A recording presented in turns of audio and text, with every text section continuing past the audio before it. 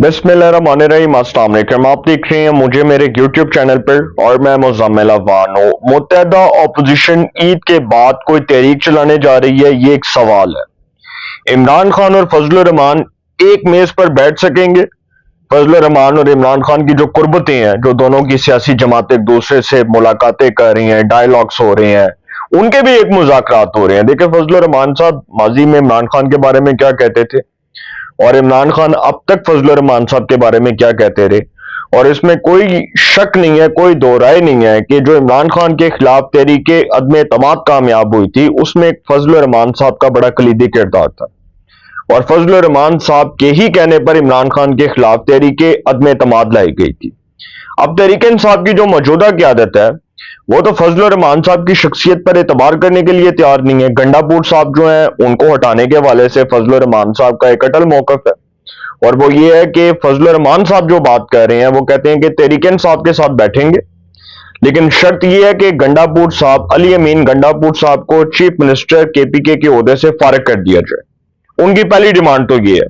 तहरीक इंसाफ फजलुर रहमान साहब को कह रही है कि आप हमारे साथ निकले और ईद के बाद इस हुकूमत के खिलाफ एक तहरीक चलाते हैं। शाहिद खाकान अब्बासी साहब की जमात है, अवाम पाकिस्तान पार्टी, इसी तरह फजलुर रहमान साहब हैं, जमीयत उलमा इस्लाम, तहरीक इंसाफ है। देखिए ऑपोजिशन की जो दो जमातें हैं वो तो फजलुर रहमान साहब हैं और वो इमरान खान साहब की जमात तहरीक इंसाफ है।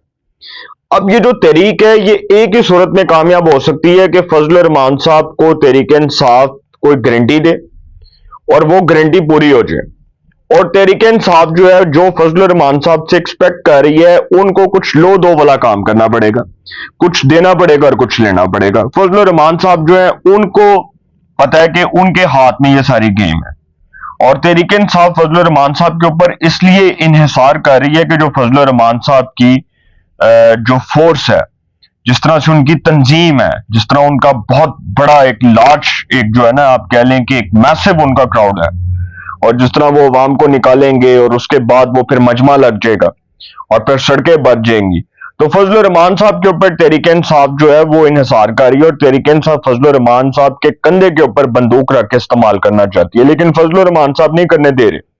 वो कहते हैं कि सबसे पहले चीफ मिनिस्टर जो केपीके है अली अमीन गंडापुर, उसको उसके ओहदे से फारिग करो, क्योंकि फजलुर रहमान साहब के वो सियासी हरीफ नहीं है, और डेरा इस्माइल खान फजलुर रहमान साहब की बाई नशिस्त है जहां से वो इलेक्शन कॉन्टेस्ट करते हैं जनरल इलेक्शंस में।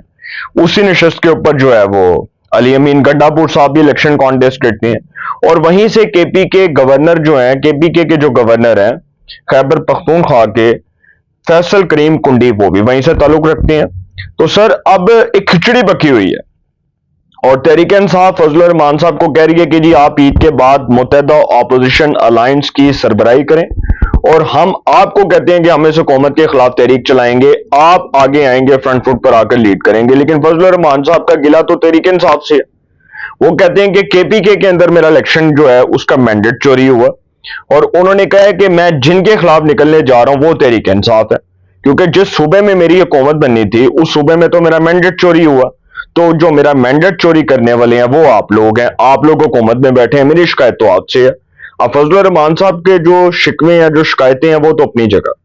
शामी साहब ने इस हवाले से कॉलम लिखा है अपने अपने गिरेबान में, और जलसा आम के उन्वान से वो कॉलम लिखते हैं। पाकिस्तान के बड़े सीनियर सहाफी हैं, हमारे उस्ताद मोहतरम है, और पाकिस्तान के एक बड़े जो है ना आप कह लें कि बहुत मुमताज पॉलिटिकल कमेंटेटर हैं, जिन्होंने जिनकी जो है ना जिनकी आप ये कह लें कि सहाफी खिदमात किसी से ढकी छुपी नहीं है, उसको कोई फरामोश नहीं कर सकता। और वो पाकिस्तान के अंदर वो सहाफी हैं जिनके ऊपर सारे मतलब समझ लें कि पूरा जो पाकिस्तान का जो सियासी तबका है, सहाफती तबका, वो उनको इज्जत की और कदर की निगाह से देखता है। तो शामी साहब ने, मुजीबुर रहमान शामी साहब ने जो कॉलम लिखा उसके ऊपर बाद में आऊंगा। पहले बात कर लेते हैं तहरीक इंसाफ की, कि रियासत की तरफ से एक फैसला किया गया तहरीक इंसाफ के ऊपर पाबंदी लगाने का, और पाबंदी लगाने का जो फैसला है वो इस तनाजुर में किया गया कि पीका ऑर्डिनेंस, जो पीका ऑर्डिनेंस है उसके तहत इनकी गिरफ्तारियां अमल में लाई जाएं और इनके खिलाफ मुकदमात को तेज कर दिया जाए। अब ये जो खबर है बड़ी इंपॉर्टेंट है कि रियासत की तरफ से हुकूमत जो है उसने भी फैसला किया कि पीटीआई के खिलाफ कार्रवाई का आगाज किया जाए, पीटीआई पर पाबंदी लगाने के अमल का आगाज होने जा रहा है। یہ بڑی امپورٹنٹ خبر ہے. GIT کی طرف سے جوائنٹ انویسٹیگیشن ٹیم ہے، اس کی طرف سے کچھ لوگوں کو نوٹسز بھی ملے ہیں، اور ملک مخالف سرگرمیوں میں ملوث ہونے کا جو الزام ہے تحریک انصاف کے اوپر بطور سیاسی جماعت اور عمران خان کے اوپر، وہ ان کے اوپر کسی بھی طرح سے وہ بجلیاں گرا سکتا ہے کہ ان کی جماعت کے اوپر پابندی لگ سکتی ہے اور عمران خان صاحب کو سزا ہو سکتی ہے، بلکہ بہت سے رہنماؤں کو ہوگی. تو GIT کی طرف سے جی بیرسٹر گوہر، سلمان اکرم راجہ، میاں اسلم اقبال، اون رؤف حسن، عالیہ حمزہ، شباز گل، زلفی بخاری، اسد کیسر، کمل شوزب، تیمور سلیم جگڑا، شاہ فرمان، حماد اظہر، خالد خورشید، فردوس شمیم نقوی، شیخ وقاص اکرم کو نوٹسز جاری کر دیے گئے. جو پہلے نوٹسز جاری کیے گئے تھے ان کو بلایا گیا لیکن یہ نہیں ہے، تو اب ان کو نوٹسز جاری کر دیے گئے ہیں اور اس کا مطلب کہ معاملہ ہو گیا گڑبڑ. اب جو تحریک انصاف ہے اس کے پاس آپشن کیا ہے؟ دیکھیں، آپشن یہ ہے کہ یا تو وہ مقتدرہ کے ساتھ بیٹھ کر بات کر لے، یا وہ مقتدرہ کو کسی بات پر قائل کرنے میں کامیاب ہو جائے. لیکن آپشنز محدود نہیں ہیں. مطلب یہ کہا جاتا ہے کہ جی آپشنز جی محدود ہیں، جی بڑے محدود آپشنز ہیں، بڑے لامحدود آپشنز ہیں، جی تحریک انصاف تو کر سکتی ہے، لیکن سر آپشنز نہیں ہیں. اگر آپشنز ہوتے تو آج اس معاملے کا کوئی حل نکلتا ہے، اس کا کوئی آلٹرنیٹو سامنے آتا. اب یہ تو خبر تھی جو میں نے آپ کے سامنے رکھی، لیکن جو متحدہ اپوزیشن ہے اس کی عید کے بعد جو سرگرمی ہے، جو بطور سمجھ لیں کہ تحریک کے، وہ کامیاب ہوتی نظر نہیں آ رہی. اور اس حوالے سے مجیب الرحمان شامی صاحب نے اپنا ایک کالم لکھا ہے، اور وہ کالم جو لکھا ہے اس میں انہوں نے بڑی انٹرسٹنگ اور بڑی امپورٹنٹ باتیں کی ہیں. اس کالم کے اندر وہ لکھ رہے ہیں کہ پاکستانی سیاست پر رمضان کے مہینے کا کوئی اثر دکھائی نہیں دیتا. جو کچھ اس مبارک مہینے کے آغاز سے پہلے ہو رہا تھا اب بھی وہی ہو رہا ہے. اپنے گریبان میں جھانکنے پر کوئی تیار نہیں. دوسروں کے گریبان سے کھیلنے والے بہت ہیں، وہ ان میں جھانکتے بھی ہیں اور انہیں چاک کرنے کی کوشش بھی کرتے ہیں. گریبان چاک کرنے کی کوشش بھی کرتے ہیں. گریبان چاک کرنا اگرچہ اردو محاورے میں قابل تحسین سمجھا جاتا ہے، نتیجہ یہ ہے کہ ہر شخص اپنی ناکامی کا ذمہ دار دوسروں کو ٹھہراتا ہے. اپنا احتساب آپ کرنے کی روایت ہمارے ہاں مستحکم نہیں ہو پائی. تحریک انصاف اس وقت حزب اختلاف کی سب سے بڑی جماعت ہے. خیبر پختونخوا میں اس کی حکومت قائم ہے تو مرکز اور پنجاب میں یہ دستوری اپوزیشن کے منصب پر فائز ہے. قومی اور پنجاب اسمبلی میں اپوزیشن لیڈر اسی کے ثبوت ہیں. عمر ایوب خان اور ملک احمد خان بچر دونوں طرح طرح سے اپنے وجود کا احساس دلاتے رہتے ہیں، لیکن عمران خان 1 سال سے زیادہ ہونے کو آیا اڈیالہ جیل میں ہے. ان پر درجنوں مقدمات قائم ہو چکے ہیں. مختلف عدالتوں میں چند ایک کی سماعت بھی جاری ہے.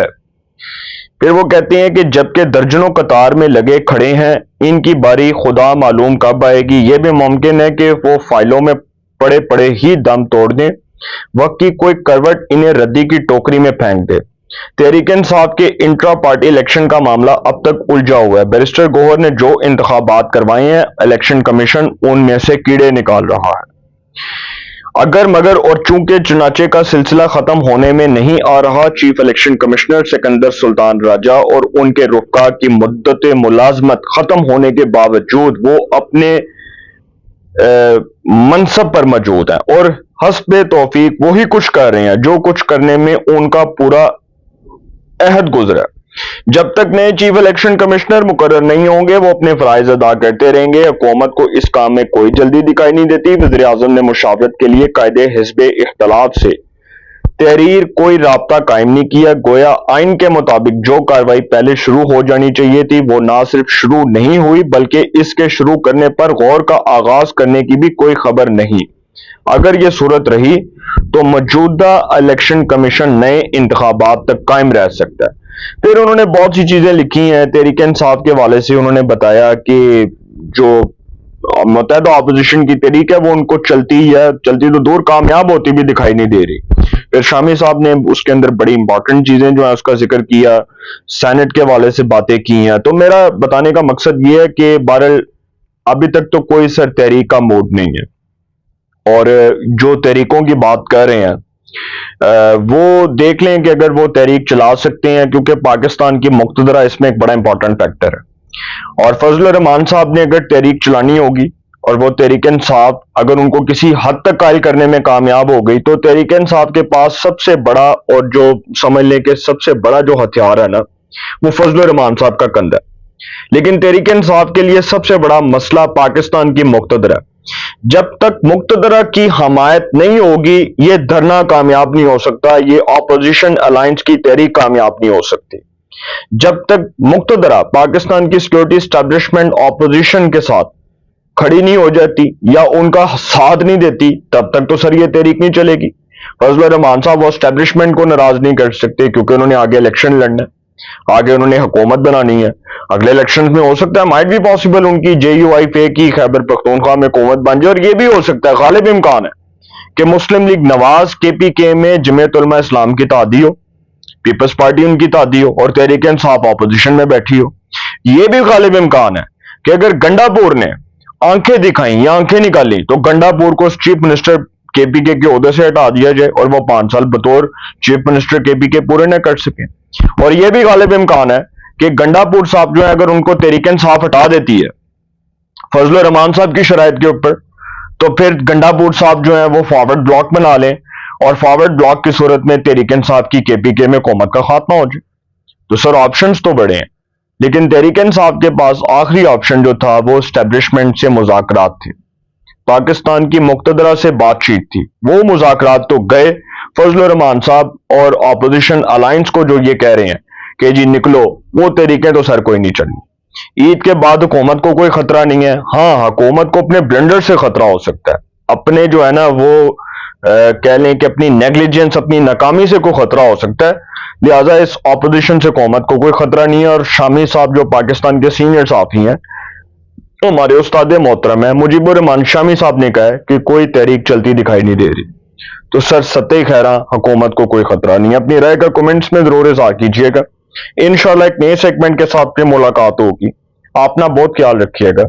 اللہ نے کے بعد